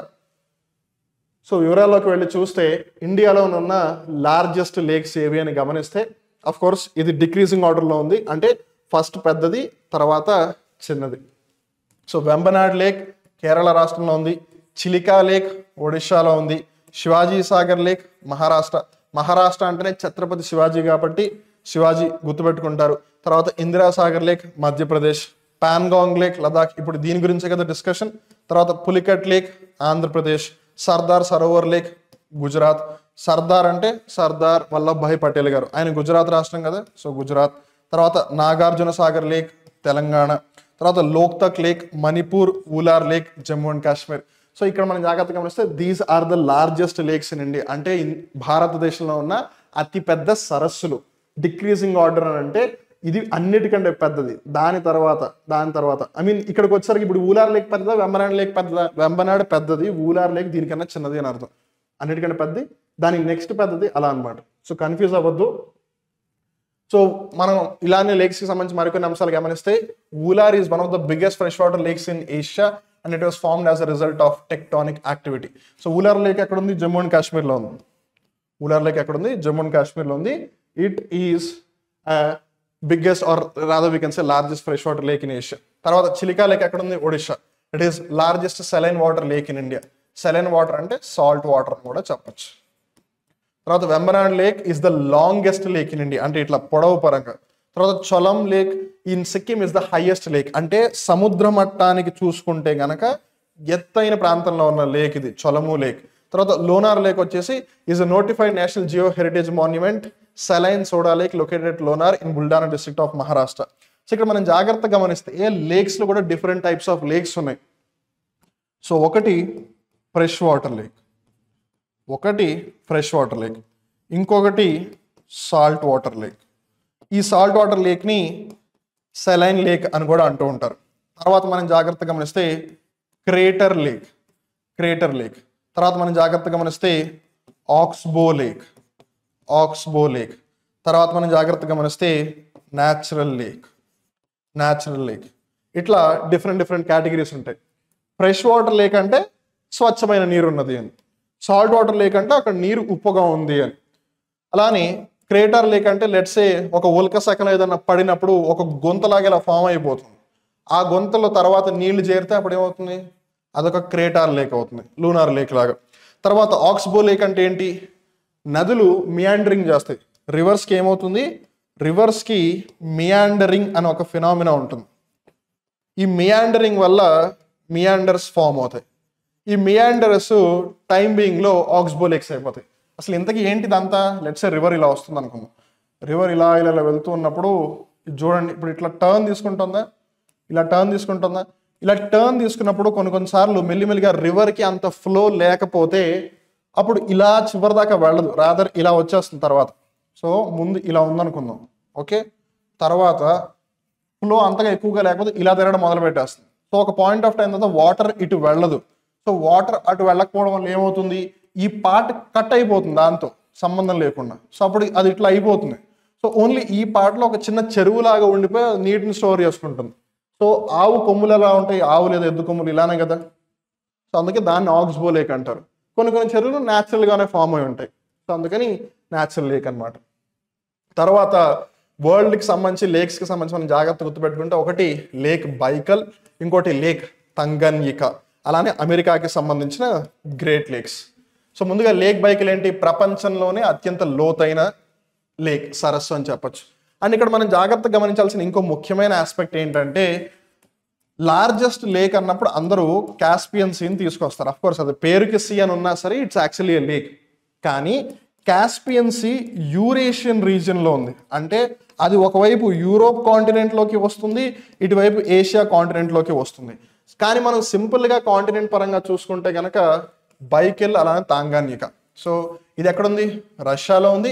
Deepest lake in the world's largest lake by volume and it is the second longest, రెండవ పొడవైన అని. లేక్ తాంగాన్యికా వచ్చేసి లాంగెస్ట్.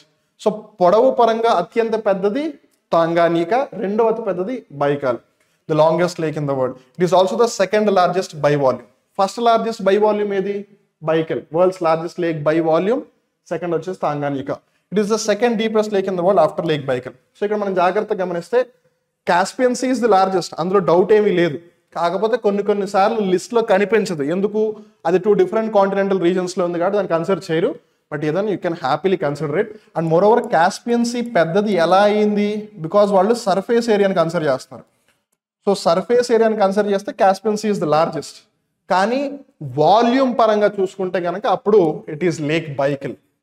సెకండ్ లార్జెస్ట్ వచ్చేసి తాంగాన్యికా. కన్ఫ్యూజన్ క్లియర్ అయిపోయిందా? సర్ఫేస్ ఏరియా పరంగా చూసుకుంటే Caspian sea is the largest. Volume పరంగా చూసుకుంటే అమౌంట్ ఆఫ్ ద వాటర్ బట్టి చూసుకుంటే lake Baikal is the largest and second largest is Tanganyika. అలానే డీపెస్ట్ పరంగా చూసుకుంటే lake Baikal is the deepest and second is Tanganyika. So Caspian సీతో పాటు ఇప్పటి నుంచి మీరు ఈ రెండింటిని కూడా గుర్తుపెట్టుకోవాలి. అలానే లార్జెస్ట్ ఫ్రెష్ వాటర్ లేక్ ఏంటిది, లేక్ సుపీరియర్. అలానే సుపీరియర్తో పాటు Michigan, Huron, Erie and Ontario ఇవన్నీ ఏవైతే ఉన్నాయో వీటిని అమెరికా యొక్క గ్రేట్ లేక్స్ అని పిలుస్తారనమాట. సో ఇది ఏంటంటే బేసిక్ ఈ సీక్వెన్స్ అయితే ఉంది, సుపీరియర్, మిషిగన్, హూరాను, ఇరీ, ఒంటారియో అనేది. ఇప్పుడు అమెరికా దేశం ఇలా ఉందనుకోండి, సో ఇలా వస్తున్నారన్నమాట, ఇలా చూసుకుంటూ వస్తున్నారు. సో అవన్నీ కూడా అట్లాంటిక్ ఓషన్ వైపు వెళ్తూ ఉన్నాయి అనమాట. సో అట్లా చూసుకుంటే మనం జాగ్రత్తగా గమనిస్తే సుపీరియర్, హూరాను, మిషిగన్, ఎరీ, ఒంటారియో అండ్ ఈ సీక్వెన్స్ ఏదైతే ఉందో ముందు సుపీరియర్, తర్వాత హూరాన్, తర్వాత మిషిగన్, తర్వాత ఈరీ, తర్వాత ఒంటారియో, ఇదేమో పెద్దదాని నుంచి చిన్నదాని వరకు. ఈ సీక్వెన్స్ ఏదైతే ఉందో అది వెస్ట్ నుంచి ఈస్ట్. సో మనకి వెస్ట్ నుంచి ఈస్ట్ అంతగా ఇంపార్టెంట్ కాకపోవచ్చు, బట్ గుర్తుపెట్టుకుంటే మంచిది.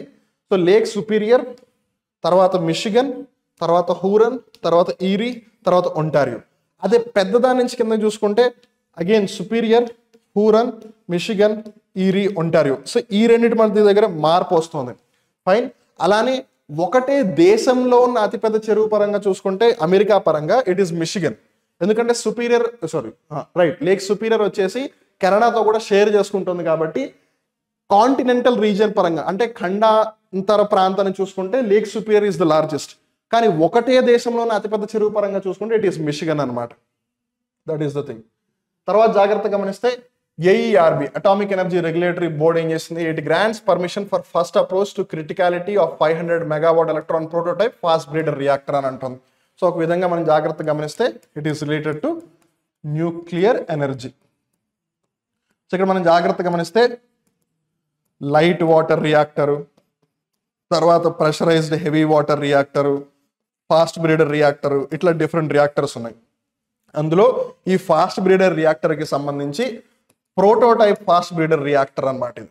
సో ఇది కంప్లీట్గా స్వదేశీ పరిజ్ఞానంతో తయారు చేస్తూ ఉన్నది అనమాట. సో కంప్లీట్లీ ఇండిజినియస్ అంటే ఇండియా దగ్గర ఉన్న టెక్నాలజీతోనే దీన్ని తయారు చేస్తూ ఉన్నారు. So prototype fast breeder reactor, దీన్ని రాసేటప్పుడు ఇన్ షార్ట్ PFB అని రాస్తారు. సో కన్ఫ్యూజ్ అవ్వద్దు, pressurise heavy water reactor, prototype fast breeder reactor difference ఉంది. దాంట్లో మోడరేటర్స్ కూలెంట్స్ అవన్నీ మారుతుంటాయి, దాన్ని ఒకసారి రివైజ్ చేసుకోండి. అలానే ఇక్కడ మనం జాగ్రత్తగా గమనిస్తే for first approach to criticality అని అన్నారు. ఇక్కడ మనం జాగ్రత్తగా గమనిస్తే న్యూక్లియర్ ఎనర్జీ గురించి డిస్కషన్ ఎప్పుడు వచ్చినా సరే ఫస్ట్ అండ్ ఫార్మోస్ట్ ఒకటి ఫిజన్, ఇంకోటి ఫ్యూజన్. ఇదేమో విచ్చిత్తి, ఇదేమో సంలీనత. ఫిజన్లో ఏమవుతుంది, బేసిక్గా విడిపోతున్నాయి different parts, barium krypton neutron లాగా విడిపోతుంది. ఇక్కడ ఏమవుతుంది, హైడ్రోజన్ హీలియం అవన్నీ ఫ్యూజ్ అయిపోతున్నాయి అన్నమాట. సో ఇవి రెండు అనుకుందాం, రెండు కలిసి ఒకటైతే ఫ్యూజన్ సంలీనత, ఒకటి కాస్త రెండు అయితే అది ఫిజన్ విచ్చిత్తి. సో మామూలుగా మనం యూజ్ చేసే టెక్నాలజీ అంతా కూడా ఫిజనే, ఫ్యూజన్ మీద ఎక్స్పెరిమెంట్స్ జరుగుతూ ఉన్నాయన్నమాట. So that is the thing. ఇప్పుడు ఇంతకీ క్రిటికాలిటీ అంటే ఏంటి, రిమెంబర్ క్రిటికాలిటీ అనే ఆస్పెక్ట్ చాలా ఎక్కువగా డిస్కషన్లోకి వస్తుంది న్యూక్లియర్ ఎనర్జీ ఎప్పుడు చర్చల్లోకి వచ్చిన. సో క్రిటికాలిటీ అంటే it is a nuclear term that refers to the balance of neutrons in the system. So nuclear energy produce అయ్యేటప్పుడు న్యూట్రాన్స్ వస్తుంటాయి. అండ్ నేను ఇందాక చెప్పాను మనం యూజ్ చేసేదంతా కూడా ప్రస్తుతం ఫిజనే అని, ఫ్యూజన్ కాదు. బికాస్ ఫ్యూజన్ క్రియేట్ చేయాలి అని అంటే చాలా హై లెవెల్లో టెంపరేచర్ని తీసుకురావాలి, ఉష్ణోగ్రతలు చాలా హై లెవెల్లో ఉండాలి. అంత ఉష్ణోగ్రతలు మెయింటైన్ చేయడం చాలా కష్టం ఎక్కువసేపు. ఆ టెంపరేచర్ని అచీవ్ చేయొచ్చు. ఇన్ఫాక్ట్ చాలా వరకు సౌత్ కొరియా అవ్వచ్చు, అలానే యూరోప్ అవ్వచ్చు, వీళ్ళందరూ చాలా వరకు రీచ్ అయ్యారు న్యూక్లియర్ ఫ్యూజన్కి సంబంధించి. కానీ దాన్ని ఎక్కువసేపు మెయింటైన్ చేయడం చాలా కష్టం. వెరాజ్ ఫిజన్ ఏంటిది, it's like a chain reaction. ఒక యురేనియం ఆటం తీసుకుని ఒక న్యూట్రాన్తో హిట్ చేస్తారు, తర్వాత అది విడిపోతుంది బేరియం క్రిప్టాన్గా, మళ్ళీ ఒక ఎక్స్ట్రా న్యూట్రాన్ వస్తుంది, ఆ న్యూట్రాన్ మళ్ళీ హిట్ చేస్తుంది, మళ్ళీ ఆ రియాక్షన్ వస్తుంది, మళ్ళీ దాంట్లో వచ్చిన న్యూట్రాన్ నెక్స్ట్ హిట్ చేస్తుంది, అట్లా రియాక్షన్ వెళ్తూ ఉంటుంది. కానీ దీన్ని కంట్రోల్ చేయడానికి కంట్రోల్ రాడ్స్, మోడరేటర్స్, కూలెంట్స్ వాటన్నిటిని యూజ్ చేస్తారు. సో వీటన్నిటిని యూజ్ చేసినప్పుడు ఏమవుతుంది, ఎప్పుడైతే రిలీజ్ అవుతున్న న్యూట్రాన్స్ హిట్ అవుతున్న న్యూట్రాన్స్ అలా బ్యాలెన్స్ అవుట్ చేయగలిగితే అది ప్రాపర్ క్రిటికాలిటీ వచ్చినట్టు అనమాట. డీటెయిల్స్లోకి వెళ్దాం. So balance of neutrons can be achieved using moderators and control rods, అలానే కూలెంట్స్. ఇప్పుడే చెప్పింది. సో మోడరేటర్స్, కంట్రోల్ రాడ్స్, అలానే కూలెంట్స్. కూలెంట్స్ అంటే ఆబ్వియస్లీ టెంపరేచర్ని తగ్గించడం కోసం, బికాస్ చాలా హై లెవెల్ ఎనర్జీ రిలీజ్ అవుతుంది. సో ఆ ఎనర్జీలో హీట్ కూడా ఉంటుంది. సో ఆ టెంపరేచర్ని కంట్రోల్ చేయడం కోసం కూలెంట్ యూజ్ చేస్తారు. సో ఇది టెంపరేచర్ రిలేటెడ్, న్యూట్రాన్స్కి సంబంధించి కాదు. సో అందుకని మోడరేటర్స్, కంట్రోల్ రాడ్స్ వీటిని యూజ్ చేసి బేసిక్గా బ్యాలెన్స్ ఆఫ్ న్యూట్రాన్స్ని తీసుకొస్తారు.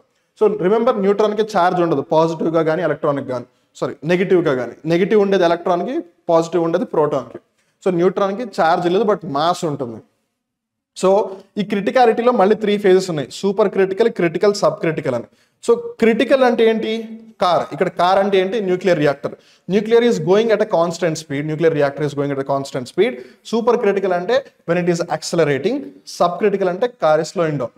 సో సింపుల్గా చెప్పాలి అని అంటే ఇప్పుడు న్యూక్లియర్ రియాక్షన్ జరుగుతుంది కదా, న్యూక్లియర్ రియాక్షన్ జరిగినప్పుడు కొన్ని న్యూట్రాన్స్ రిలీజ్ అవుతున్నాయి, కొన్ని న్యూట్రాన్స్ యూజ్ అవుతున్నాయి లేదా లాస్ అవుతున్నాయి. సో కొన్ని కొత్త న్యూట్రాన్స్ వస్తున్నాయి, కొన్ని న్యూట్రాన్స్ లాస్ అయిపోతున్నాయి. సో న్యూట్రాన్స్ రిలీజ్ అయ్యేవి ఎక్కువగా ఉండి లాస్ అయ్యేది తక్కువగా ఉంటే అప్పుడు ఏమవుతుంది, ఎక్కువ న్యూట్రాన్స్ అయిపోతాయి. సో ఎక్కువ న్యూట్రాన్స్ ఉన్న ప్లేస్ని సూపర్ క్రిటికల్ అని అంటారు. యాక్సలరేటింగ్, న్యూట్రాన్స్ ఎక్కువ అయిపోతుంది కదా. సో న్యూట్రాన్స్ ఎక్కువైతే మనం ఇందాక అనుకున్నాం కదా, న్యూట్రాన్ వెళ్ళి హిట్ చేస్తుంది, మళ్ళీ రియాక్షన్ జరిగి ఇంకో న్యూట్రాన్ వస్తుంది, ఆ న్యూట్రాన్ హిట్ చేస్తుంది, అది వెళ్ళి హిట్ చేస్తుంది, అట్లా చైన్ రియాక్షన్, ఒక గొలుసు ప్రతిచర్యలాగా అయిపోతుంది అని.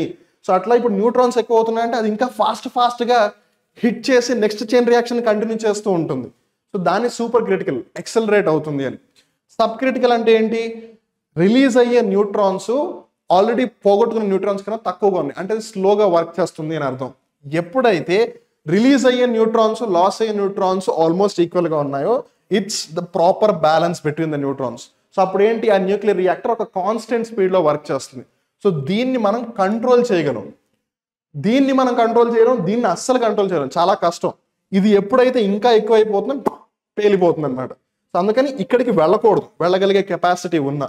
సో ఇది మనకి అనవసరం, బికాస్ పోగొట్టుకున్న న్యూట్రాన్స్ ఎక్కువ ఉన్నాయి కానీ వచ్చే న్యూట్రాన్స్ రాకపోతే ఎనర్జీ ఎలా ప్రొడ్యూస్ చేస్తారు? అందుకని ఇది మనకి కావాలి, ఇక్కడి నుంచి ఇక్కడికి రావాలి. సో ఈ ఫేజ్ని టెస్ట్ చేయడమే క్రిటికాలిటీని టెస్ట్ చేయడం అనమాట. So atomic energy regulatory board ఏం చేసింది? ప్రోటోటైప్ ఫాస్ట్ బ్రీడర్ రియాక్టర్ ఏదైతే ఇండియా తన యొక్క స్వదేశీ పరిజ్ఞానంతో తయారు చేసిందో దానికి సంబంధించి ఒక 500 మెగావాట్ ఎలక్ట్రానిక్ సంబంధించిన ఒక ప్రోటోటైప్ వాళ్ళు క్రిటికాలిటీ టెస్ట్, ఈ టెస్ట్ని చేపట్టడానికి పర్మిషన్ ఇచ్చింది అని. సో ఆబ్వియస్గా ఇది న్యూక్లియర్ పవర్కి సంబంధించింది కాబట్టి ఇండియాలో ఆపరేషనల్గా అంటే ప్రస్తుతం పనిచేస్తున్న న్యూక్లియర్ పవర్ ప్లాంట్స్ ఏవి, ఏ సంవత్సరంలో స్థాపించబడ్డాయి, అవి ఏ రాష్ట్రంలో ఉన్నాయి, వాటిని ఎవరు ఆపరేట్ చేస్తున్నారు, అలానే వాటి యొక్క కెపాసిటీ ఎంత అని గమనిస్తే కాక్రాపర్ అటామిక్ పవర్ స్టేషన్ గుజరాత్లో ఉంది, 1993లో ఎస్టాబ్లిష్ చేశారు. అండ్ రిమెంబర్ అన్ని న్యూక్లియర్ పవర్ ప్లాంట్స్ని కూడా NPCIL ఆపరేట్ చేస్తుంది, అంటే nuclear power corporation of India limited, nuclear power corporation of India limited NPCIL operate చేస్తుంది న్యూక్లియర్ పవర్ ప్లాంట్స్ అన్నిటినీ కూడా. సో వీటి యొక్క కెపాసిటీస్ ఇవి. సో తర్వాత Kalpakkam Madras atomic power station 1984లో స్థాపించారు తమిళనాడులో. తర్వాత నరోరా ఉత్తరప్రదేశ్లో ఉంది, 1991లో ఎస్టాబ్లిష్ చేశారు. తర్వాత కైగా 2000లో ఎస్టాబ్లిష్ చేశారు కర్ణాటక రాష్ట్రానికి సంబంధించి. తర్వాత Rajasthan atomic power station Rajasthan, and దీన్ని కొన్నిసార్లు రావత్ భాటా అని కూడా పిలుస్తారు, కన్ఫ్యూజ్ అవ్వద్దు. తర్వాత తారాపూర్ వచ్చేసి మహారాష్ట్ర 1969, తర్వాత కుదన్కులం 2013 తమిళనాడు. సో ఇక్కడ మనం జాగ్రత్తగా గమనిస్తే అన్నిటికంటే ఓల్డెస్ట్ ఏది? 1969 విచ్ ఇస్ తారాపూర్. సో ఆ లాజిక్ ప్రకారం మనం ఏం చెప్పొచ్చు? ఇండియాలో ఉన్న ఓల్డెస్ట్ న్యూక్లియర్ పవర్ ప్లాంట్ ఏది, భారతదేశంలో అత్యంత పురాతన ప్రాచీనమైన అణు విద్యుత్ పవర్ ప్లాంట్ ఏది అని అంటే తారాపూర్ పవర్ ప్లాంట్. ఆపరేషన్లో ఉన్నవి అంటే ఇవన్నీ పని చేస్తూ ఉన్నవి అనమాట. సో తారాపూర్. తర్వాత రీసెంట్గా ఓపెన్ అయింది ఏది, రీసెంట్గా స్టార్ట్ అయింది ఏది? కుదన్కులం 2013. తర్వాత తమిళనాడులో 2 మేజర్ న్యూక్లియర్ పవర్ ప్లాంట్స్ ఉన్నాయి, ఒకటి కల్పాకం, ఇంకోటి కుదన్కులం, జాగ్రత్తగా గుర్తుపెట్టుకోండి. తర్వాత కర్ణాటకలో ఒకటి ఉంది కైగా. అలానే ఆంధ్రప్రదేశ్లో కొవ్వాడ కన్స్ట్రక్ట్ చేస్తూ ఉన్నారు, బట్ ఇంకా అది ఆపరేషన్లోకి రాలేదు. కోర్స్ ఇంకా కన్స్ట్రక్షన్ అన్ని రావాలి కదా. సో ఇక్కడ మనం జాగ్రత్తగా గమనిస్తే న్యూక్లియర్ పవర్ ప్లాంట్స్ గురించి మీరు ఎప్పుడు తెలుసుకునే ప్రయత్నం చేసినా బేసిక్గా అందులో 3 కేటగిరీస్ ఉంటాయి. ఒకటి ఆపరేషనల్ అంటే పని చేస్తూ ఉన్నవి అని, దే ఆర్ వర్కింగ్. అండ్ రెండోది అండర్ కన్స్ట్రక్షన్ అని, అంటే నిర్మాణం జరుగుతోంది అని. అండ్ ఇంకొన్ని కన్సిడర్డ్ అని, అంటే ఫ్యూచర్లో చేపట్టవచ్చు అని అర్థం అనమాట. సో ఇప్పుడు వీటిల్లో కూడా ఈ కాక్రాపర్ అవ్వచ్చు, కల్పాకం, కుదన్కులం, వీటిలో కూడా తర్వాత నెక్స్ట్ యూనిట్స్ని తీసుకురావాలి అని అనుకుంటున్నారు, కొన్ని నిర్మిస్తూ ఉన్నారు. సో మళ్ళీ వీటిలో కూడా యూనిట్ 3, 4 అవన్నీ కూడా అండర్ కన్స్ట్రక్షన్లో కొన్ని ఉన్నాయి, ఇంకొన్ని కన్సిడర్ చేస్తున్నారు అనమాట. That is the thing. So మీరు SSC, RRB, banking, SI, PC ఈ పోటీ పరీక్షలకు ప్రిపేర్ అవుతూ ఉంటే కనుక మీకు ఉన్న one and only solution compete minds. Google play స్టోర్లోకి వెళ్ళి మీరు యాప్ని ఇన్స్టాల్ చేసుకుని మీకు కావాల్సిన కోర్సుని పర్చేస్ చేయొచ్చు. గుర్తుపెట్టుకోండి, శివారెడ్డి లాజిక్సే compete minds, compete minds Shiva Reddy logics. SR logics is nothing but Shiva Reddy logics, right? So బేసిక్గా Shiva Reddy logics is going through a rebranding phase. మరింతగా ఎక్కువ మందికి చేరాలి అని, మరింత మంది విద్యార్థులకి ఉపయోగపడాలి అనే ఉద్దేశంతో నెక్స్ట్ లెవెల్కి వెళ్ళడం కోసం తన యొక్క పేరుని మార్చుకుంటోంది. ప్రయాణాన్ని మార్చుకోవట్లేదు, గమ్యస్థానాన్ని అస్సలు మార్చుకోవట్లేదు. It is the very same thing. In fact వీలైతే ఇంకా బెటర్గా డెస్టినేషన్ రీచ్ అయ్యే ప్రయత్నం చేద్దాం మనం అందరం కూడా కలిసి. So compete minds only Google play స్టోర్లో ఉంటుంది. సో గూగుల్ ప్లే స్టోర్లో శివారెడ్డి లాజిక్స్ అని టైప్ చేస్తే రాదు, అదొకటి గుర్తుపెట్టుకోండి. బట్ మిగిలిన సోషల్ మీడియా ప్లాట్ఫామ్స్ అన్నింటిలో కూడా, అది టెలిగ్రామ్ అవ్వచ్చు, ఇన్స్టాగ్రామ్ అవ్వచ్చు, ఫేస్బుక్ అవ్వచ్చు, వాట్సాప్ అవ్వచ్చు, యూట్యూబ్ అవ్వచ్చు, అన్ని చోట్ల కూడా మీకు ఫెమిలియారిటీ ఉండడం కోసం శివారెడ్డి లాజిక్స్ పేరు మీద ఉంది. ఒక్క ఇన్స్టాగ్రామ్లో మటుకు ఎస్ఆర్ లాజిక్స్ అనే పేరు మీద ఉంది. నేను ఇందాక చెప్పాను పీడిఎఫ్స్ అన్ని కూడా మీకు టెలిగ్రామ్లో అప్లోడ్ చేస్తారు. అందుకని మీరు ఇప్పటి వరకు Shiva Reddy logics Telegram channel join అవ్వకపోతే వెంటనే జాయిన్ అవ్వాల్సిందిగా రిక్వెస్ట్ చేస్తున్నాం. అలానే రీల్స్ రూపంలో మీకు ఇంపార్టెంట్ కంటెంట్తో అప్డేట్ చేసే ప్రయత్నం చేస్తున్నాం ఇన్స్టాగ్రామ్లో. అలానే యూట్యూబ్లో నేను బిగినింగ్లో చెప్పాను ఎడిటోరియల్ అనాలిసిస్ మార్నింగ్ 8 o'clockకి, తర్వాత పొద్దున 10ంటికి దస్కాదం, మధ్యాహ్నం 3 గంటలకి పోలీస్ యజ్ఞం, సాయంత్రం 7 గంటలకి Bharat daily current affairs show, 9 గంటలకి డైలీ జాబ్ అలర్ట్స్, ఇలా డిఫరెంట్ ప్రోగ్రామ్స్తో మీకు ఫ్రీ కంటెంట్ అందించే ప్రయత్నం చేస్తుంది శివారెడ్డి లాజిక్స్. సో అందుకని మీరు ఎప్పుడు సపోర్ట్ చేస్తూ వచ్చినట్టుగానే ఇలానే సపోర్ట్ చేస్తూ ఉంటారో అని, అలానే ఎవరైతే ఈ ఎగ్జామ్స్కి ప్రిపేర్ అవుతున్నారో వాళ్ళు కాంపీట్ మైండ్స్ యాప్ ఇన్స్టాల్ చేసుకోవాల్సిందిగా రిక్వెస్ట్ చేస్తూ థ్యాంక్ యూ. ఇక్కడితో ఇవాల్టి Bharat daily current affairs show ముగుస్తుంది. మళ్ళీ రేపటి భారత్ డైలీ కరెంట్ అఫైర్స్ షోలో కలుద్దాం. అప్పటి వరకు నేను మీ వివేక్. నమస్కారం.